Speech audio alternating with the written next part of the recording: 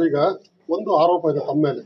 ಏನು MP ಕೋಟದಲ್ಲಿ ಬಂದಂತ ಅನುದಾನವನ್ನ ಹಾಸನ ಮತ್ತೆ ಹೊಳೆನರಸೀಪುರಕ್ಕೆ ಮಾತ್ರ ಅವರು ಬಳಸ್ತಾ ಇದ್ದಾರೆ, ಬೇಲೂರಿಗೆ ಯಾವುದೇ ರೀತಿ ಅನುದಾನ ಕೊಟ್ಟಿಲ್ಲ ಅನ್ನೋ ಆರೋಪ. ಈಗ ಲೋಕಸಭೆ ಅನುದಾನ ಬಂದಿರೋದು ಇವಾಗ ಇನ್ನೂ ಅದನ್ನ ಡಿಸ್ಪರ್ಸೇ ಮಾಡಿಲ್ಲ. ಇನ್ನು ಈಗ ಶಿವರಾಮಣ್ಣ ಅವ್ರ ಹತ್ರ ನಾವು ಆಕ್ಷನ್ ಪ್ಲಾನ್ ತಗೊಬೇಕು, ಎಲ್ಲೇನ್ ಸಮಸ್ಯೆಗಳಿದೆ ನೋಡ್ಕೊಂಡು. ಅನುದಾನ ಬಂದಿರೋದೇ ಇವಾಗ, ಅದ್ರ ಜೊತೆಗೆ ರಾಜ್ಯ ಸರ್ಕಾರದ ಅನುದಾನನೂ ನಾವು ತರ್ತೀವಿ ಬೇಲೂರು.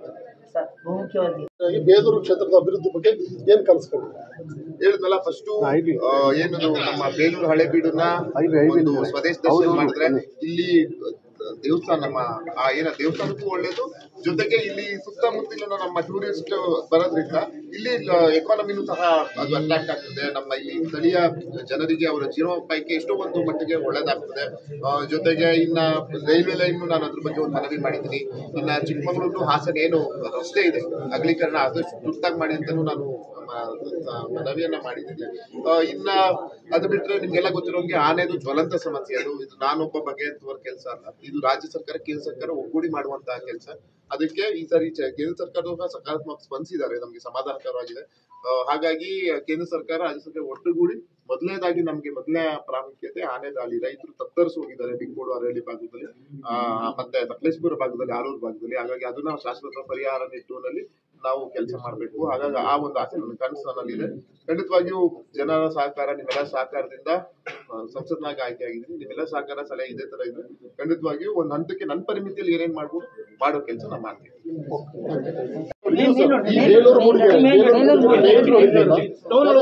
ಚಿಕ್ಕ ಪ್ರತಿಭಟನೆ ಇರ್ಬೋದು, ಒಂದು ಸಣ್ಣ ಕಾರ್ಯಕ್ರಮ ಆದ್ರೂ ಕೂಡ ವಾಹನ ಗಂಟೆ ನಿಲ್ಲುತ್ತೆ ಸರ್. ಇದು ತಾವು ಇದ್ರ ಬಗ್ಗೆ ನೀವು ಸ್ವಲ್ಪ ಗಮನ ಹರಿಸಬಹುದು. ಈಗಾಗಲೇ ನಾನು ಹೇಳಿದೆ, ಶಿವರಾಮಣ್ಣ ಅವರು ಮತ್ತೆ ಇವರು ಇದ್ರ ಬಗ್ಗೆ ಸಾಕಷ್ಟು ಹೋರಾಟ ಮಾಡಿದ್ದಾರೆ. ನಾವು ಅದ್ರ ಬಗ್ಗೆ ನಾವು ಅವ್ರಿಗೆ ಏನ್ ಮಾಡ್ಬೋದು ಅಂತ ಚರ್ಚಿಸಿ ಒಂದು ಕ್ರಮ ತಗೊಳ್ತೀವಿ.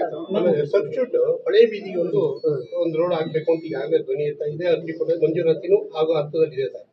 ಅಲ್ಲಿ 36 ಕೋಟಿ ರೂಪಾಯಿನಲ್ಲಿ ಸೇತುವೆ ಆಗ್ಬೇಕು ಅನ್ನೋದಿದೆ ಇದಕ್ಕೆ ನದಿಗೆ. ಅದಾದಂತ ಪಕ್ಷದಲ್ಲಿ ಸ್ವಲ್ಪ ಈ ಒತ್ತಡ ಕಡಿಮೆ ಆಗುತ್ತೆ. ಅದು ಸರ್ಕಾರ ರಾಜ್ಯ ಸರ್ಕಾರಕ್ಕೆ ಒಳಪಡುವಂತ ರಸ್ತೆ ಅದು. ಹಾಗಾಗಿ ತಾವು ಒತ್ತಡ ಹೇರಿದ್ರೆ ನಾವು ನಮ್ಮ ಸತೀಶ್ ಜಾರಕಿಹೊಳಿ ಅವರೇ ನಮ್ಮ ಕ್ರಮ ಕೈಗೊಳ್ಬಹುದು ಹತ್ರ ಮನವಿಯನ್ನ ಮಾಡ್ತೀವಿ. ಆದಷ್ಟು ಬೇಗ ಅದನ್ನು ಬಿಡುಗಡೆ ಮಾಡುವಂತ ಕೆಲಸವನ್ನ ನಾವು ಮಾಡ್ತೀವಿ. ತಮ್ಮ ಮೇಲೆ ತಮ್ಮ ಕುಟುಂಬದ ಮೇಲೆ ಕೇವಲ ಉಳ್ಳವರಾಗ್ತಿದೆ ಅಂತ. ಹೌದು, ನಮ್ಮ ಶಿವರಾಮಣ್ಣ ಅವರು ಹೇಳಿದ್ದು ಸತ್ಯನೇ ಇದೆ. ಯಾಕಂತ ಹೇಳಿದ್ರೆ ಜನಪ್ರತಿನಿಧಿ ಆದವ್ರಿಗೆ ರೈತರ ಹಿತ ಕಾಯುವಂತ ಕೆಲಸವನ್ನ ಜನಪ್ರತಿನಿಧಿಗಳು ನಾವು ಎಲ್ಲರೂ ಮಾಡ್ಬೇಕಾಗ್ತದೆ. ಯಾಕಂದ್ರೆ ಅದು ನಮ್ಮ ಸಂವಿಧಾನಿಕ ಹುದ್ದೆ, ನಮ್ಮ ಜವಾಬ್ದಾರಿ ಅದು. ಅದ್ರಲ್ಲೆಲ್ಲೋ ಅಸಡ್ಡೆ ತೋರಿಸಿದ್ರೆ ಕೆಲಸ ಮಾಡ್ಬೇಕು ಅನ್ನೋರಿಗೆ ಆಸಕ್ತಿ ಇರ್ತದೆ. ಕಳೆದ ಬಾರಿ ನಮ್ಮ ಶಿವರಾಮಣ್ಣ ಸ್ಪರ್ಧಿಸಿದ್ರು, ಅದ್ರ ಪರಾಜಿತರಾದ್ರು ನಾವು ಅವರ ಚುನಾವಣೆ ಇದ್ದಾಗ. ಹಾಗಾಗಿ ಅವರ ಅಭಿಪ್ರಾಯ ಖಂಡಿತವಾಗಿಯೂ ಸತ್ಯ ಇದೆ. ಅದ ಕೃಷ್ಣ ಬೈರೇಗೌಡ ಹತ್ರ ಅವರು ಸಹ ಒಂದ್ಸಲಿ ಮನವಿಯನ್ನ ಮಾಡಿದ್ದಾರೆ. ನಾನು ಅದ್ರ ಬಗ್ಗೆ ಚರ್ಚಿಸಿದೀವಿ, ಒಂದು ಸೂಕ್ತ ಪರಿಹಾರ ಕೊಡ್ತೀವಿ ಕಂದಾಯ ಸಚಿವರು ಹೇಳಿದ್ರು. ಸರ್, ಆಮೇಲೆ ಗೌರ್ಮೆಂಟ್ ಹಾಸ್ಪಿಟಲ್ ಸಂಬಂಧಪಟ್ಟಂತೆ ಇದೀಗ ಇಂಟರ್ನ್ಯಾಷನಲ್ ಟೂರಿಸಂ ಸೆಂಟರ್, ವಿದೇಶದಿಂದ ಹಲವಾರು ಪ್ರವಾಸಿಗರು ಬರ್ತಾ ಇರ್ತಕ್ಕಂಥ ಸಂದರ್ಭಗಳು ಸಾಕಷ್ಟಿದೆ. ಹಾಗಾಗಿ ಇಲ್ಲಿ ಏನಾದರೂ ಒಂದು ಸಂದರ್ಭಗಳಲ್ಲಿ ಒಂದು ಅಪಘಾತ ಅಥವಾ ಮತ್ತೊಂದು ಆದಂಥ ಸಂದರ್ಭದಲ್ಲಿ ಸ್ಕ್ಯಾನ್ಗೆ MRI ಸ್ಕ್ಯಾನ್ಗೆ ಇಲ್ಲ ಚಿಕ್ಕಮಗಳೂರು ಮತ್ತು ಹಾಸನಕ್ಕೆ ಹೋಗ್ತಕ್ಕಂಥದ್ದಿದೆ. ಬೇಲೂರಿನಲ್ಲೇ ಒಂದು MRI ಸ್ಕ್ಯಾನ್ ಸೆಂಟರ್ ಓಪನ್ ಮಾಡೋದಕ್ಕೆ ಒಂದು ಯಾಕೆ ಇವತ್ತು ಹೋಗಿ ನಾನು ಹತ್ರ ಎಲ್ಲ ಮಾತಾಡ್ತೀನಿ. ಅದಕ್ಕೆ ಏನೇ ನ್ಯೂನ್ಯತೆಗಳಿದೆ ಅನ್ನೋದು ಕೇಳಿಕೊಂಡು ಆರೋಗ್ಯ ಸಚಿವರ ಹತ್ರ ನಾವು ಶಿವರಾಮಣ್ಣ ಅವರೆಲ್ಲ ಹೋಗಿ ಭೇಟಿ ಮಾಡ್ತೀವಿ. ಈಗ ತಾವು ಮುಖ್ಯ ರಸ್ತೆಯಲ್ಲಿ ಬಂದಿದ್ದೀರಿ, ವಾಹನ ದಟ್ಟಣೆ ನಿಮಗೆ ಅನುಭವ ಆಗಿರ್ಬೋದು ಅನ್ಕೊಳ್ತೀನಿ. ಇದು ಅಗಲೀಕರಣ ಮಾಡ್ಬೇಕು ಸರ್. ಒಂದ್ ನಿಮಿಷ, ಅಗಲೀಕರಣ ಮಾಡ್ಬೇಕು ಅಂತೇಳಿ ಈಗ 16 ವರ್ಷಗಳಿಂದ ಸಂಘಟನೆಗಳಿರ್ಬೋದು, ಹೋರಾಟಗಳು ನಡೆದಿದೆ. ಶಿವರಾಮಣ್ಣವರು ಅದನ್ನ ಹೇಳಿದ್ದಾರೆ. MR ವೆಂಕಟೇಶ್ ಅವರು ಅಧ್ಯಕ್ಷ ಆಗಿದ್ದಾಗ ಆಕ್ಚುಲಿ ಸ್ವಲ್ಪ ಹೊಡೆಸಾಕಿದ್ರು, ಆದ್ರೂ ಕೂಡ ಅದನ್ನ ಕೇಸ್ ಹಾಕಿಸ್ಕೊಂಡ್ರು ಅವರು. ಅದು ಕೂಡ ಈಗ ಸ್ಟಾಪ್ ಆಗಿದೆ. ಈಗ ಬೇಲೂರು, ಚಿಕ್ಕಮಗಳೂರು, ಹಾಸನ ಏನದು ಹೈವೇಗೆ ಅಪ್ಗ್ರೇಡ್ ಆಗಿದೆ 4 ಲೈನ್ಗೆ. ಆಮೇಲೆ ಅದಾಗ್ಲೇ ಏನು ಪರಿಹಾರ ಹಂತಕ್ಕೆ ಬಂದಿದೆ, ಲ್ಯಾಂಡ್ ಅಕ್ವಿಸಿಷನ್ ಸಹ ಮುಗಿದಿದೆ. ಇನ್ನೇನಿದ್ರು ಕೆಲಸ ಸ್ಟಾರ್ಟ್ ಮಾಡಬೇಕು. ಅದನ್ನು ಸಹ ನಾವು ನಮ್ಮ ಗಡ್ಕರಿ ಸರ್ನ ಕಳೆದ ಬಾರಿ ನಾವು ಅದನ್ನ ಮನವಿಯನ್ನ ಮಾಡಿದ್ವಿ. ಆದಷ್ಟು ಬೇಗ ಕೆಲಸವನ್ನ ಸ್ಟಾರ್ಟ್ ಮಾಡ್ತಾರೆ. ಜೊತೆಗೆ ಏನದು ನಮ್ದು ರೈಲ್ವೆ ಲೈನ್, ನಮ್ಮ ಕನಸಿನ ಯೋಜನೆ ಇದೆಯಲ್ಲ, ನಮ್ಮ ಚಿಕ್ಕಮಗಳೂರು ಟು ಸಕಲೇಶ್ಪುರ, ಆ ರೈಲ್ವೆ ಲೈನ್ ಅದು ಸಹ ಸೋಮಣ್ಣ ಸರ್ ಒಂದ್ಸಲಿ ಬಂದು ವಿಸಿಟ್ ಮಾಡಿದ್ರು. ಅವ್ರಿಗೂ ಇದ್ರ ಬಗ್ಗೆ ಮಾಡಬೇಕು ತುಂಬಾ ಕಾಳಜಿ ಇದೆ, ಕೆಲಸ ಆಗ್ತದೆ.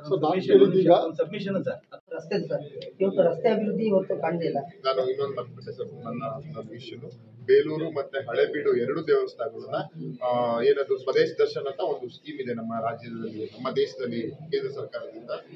ಒಂದು ಟೂರಿಸಂ ಕಲ್ಚರ್ ಡಿಪಾರ್ಟ್ಮೆಂಟ್ ಅಲ್ಲಿ ಸ್ವದೇಶ ದರ್ಶನ ಇರುತ್ತೆ. ಅದನ್ನ ನಾವು ಸಂಬಂಧಪಟ್ಟ ಸಚಿವರನ್ನ ಭೇಟಿ ಮಾಡಿ ಸಕಾರಾತ್ಮಕ ಸ್ಪಂದಿಸಿದ್ದಾರೆ.